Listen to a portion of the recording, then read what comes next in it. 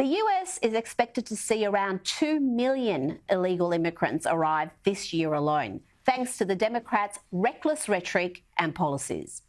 This week, after being shamed into addressing the crisis, AOC posted this bizarre explanation for the massive surge in illegal border crossings. Apparently, it's not Biden's repealing of Trump-era laws behind the influx, but climate change.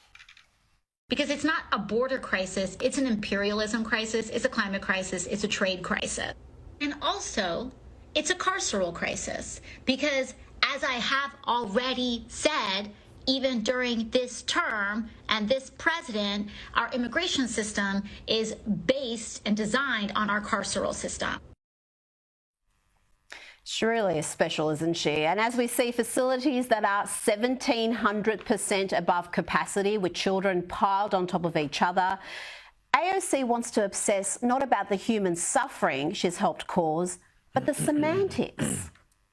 They want to say, what about the surge?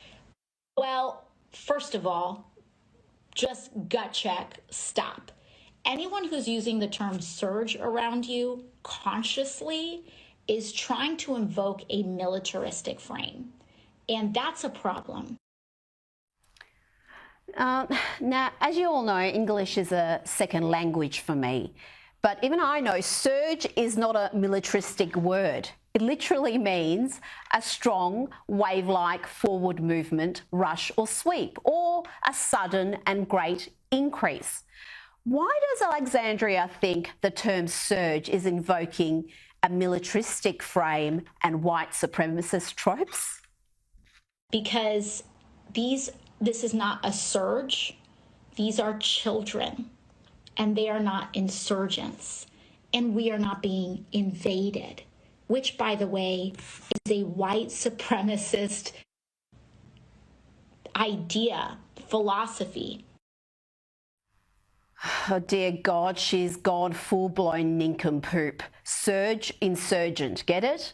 But an insurgent, AOC, is someone who is fighting against the government in their own country. The origins of the word are Latin from the word insurgentum, literally meaning to rise against.